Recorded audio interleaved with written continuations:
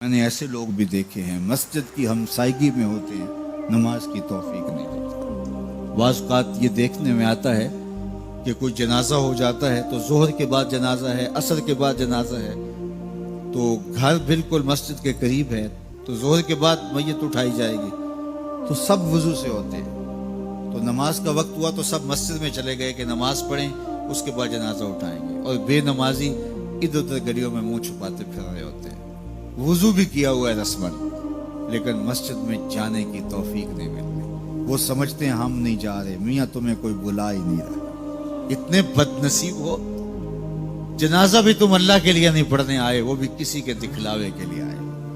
وہ تو فرض کفایہ ہے اور یہ نماز فرض عین تھی، اور یہاں اللہ کا بلاوا آیا، اس کے لیے اذان کوئی نہیں، اس کے لیے اذان ہے، اور تم یہاں اذان سننے کے باوجود بھی مسجد کے باہر گھوم رہے ہو، بہانے کبھی ادھر جا رہے ہو کبھی ادھر جا رہے ہو، اور نمازی مسجد کا رخ کر رہے ہیں۔ تو یہ کتنی بد نصیبی ہوتی ہے کسی شخص کی کہ مسجد کی ہمسائیگی میں بھی رہتا ہو اور مسجد کے قرب میں کھڑا ہو، اسے نماز کی توفیق نہ نصیب۔ تو یہ اس کی طرف سے توفیقات نصیب ہوتی ہیں۔ میں ایک بات سنایا کرتا ہوں کہ لاہور جب بڑی چہل پہل ہوا کرتی تھی ہمارے ریلوے اسٹیشن پہ، تو بہت سارے لوگ ریلوے کے ذریعے آیا کرتے تھے، تو وہاں کلیوں کی قطاریں ہوا کرتی تھی۔ ایک بوڑھا کلی، ٹرین کا وقت ایسا تھا کہ وہ رکی آ کے، تو اس نے کسی کا سامان اٹھایا، تو میکلوڈ روڈ پہ جانا تھا، تو راستے میں نوری مسجد پڑتی ہے، تو اس نے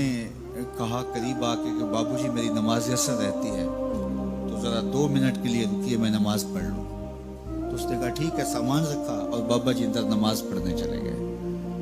نماز ذرا اعتدال کے ساتھ پڑھتے تھے، رکوع و سجود اچھے طریقے سے کرتے تھے، اور یہ بار بار ٹائم دیکھتا ہے اور کبھی اندر جھانکتا ہے، تو بابا جی ابھی رکوع میں ہیں، کبھی سجدے میں ہیں، کبھی قیام میں ہیں۔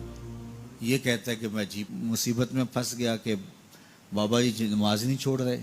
خیر بابا جی نے سلام پھیرا، ان کو تسبیحات فاطمہ پڑھنے کی عادت ہوئی تھی، وہ تسبیحات پڑھنے لگ گئے، تو اس کا پیمانہ صبر لبریز ہو گیا۔ وہ جہاں جوتے اتارتے تو وہاں جا کے اندر جھانک کے کہتا بابا آ بھی جا، تینوں کیڑی شے باہر نہیں آن دیندی۔ تو بابے نے یوں پلٹ کے دیکھا اور مسکرا کے کہا پتر جڑی شے تینوں اندر نہیں آن دیندی۔ وہ نہ بلائے تو بندہ قرب میں بھی کھڑا ہو تو اندر نہیں جا سکتا۔ اللہ سے توفیق مانگو کہ ہماری نسلوں میں بھی کوئی بے نمازی نہ ہو، 5 گانا نماز کی عادت زندگی میں رچ بس جائے، ہماری اولادیں بھی رب کے حضور سجدہ ریز ہونے والی ہیں۔ قیامت کے دن جب حکم ہوگا کہ اللہ کو سجدہ کرو، بے نمازی اس دن تو چاہیں گے سجدہ کریں، آج کوئی نماز پڑھتا یا نہیں پڑھتا، اس دن تو ہر کوئی چاہے گا کہ آج سجدہ کریں، لیکن بے نمازی چاہے گا کمر اکڑ جائے گی، سجدہ کر نہیں سکے گا۔ قرآن بتاتا ہے کچھ لوگ جہنم کی طرف دھکیل کے لے جائے جا رہے ہوں گے، ان کو کچھ لوگ پوچھیں گے ما سلککم فی سقر، تم جہنم کو کیوں جا رہے ہو؟ تو وہ کہیں گے لم نکو من المصلین، ہم نماز نہیں پڑھا کرتے تھے۔ تو 5 گانا نماز یہ زندگی میں شامل کر لو، کبھی بھی نماز قضا نہ ہونے پائے۔ قیامت کے دن بے نمازی کو اللہ دشمنان خدا کی صف میں کھڑا کر دے گا، جہاں نمرود کھڑا ہوگا، جہاں فرعون کھڑا ہوگا، جہاں حامان کھڑا ہوگا، جہاں قارون کھڑا ہوگا، جہاں دشمنان خدا کھڑے ہوں گے، بے نمازی بھی اس صف میں کھڑا کر دیا جائے گا۔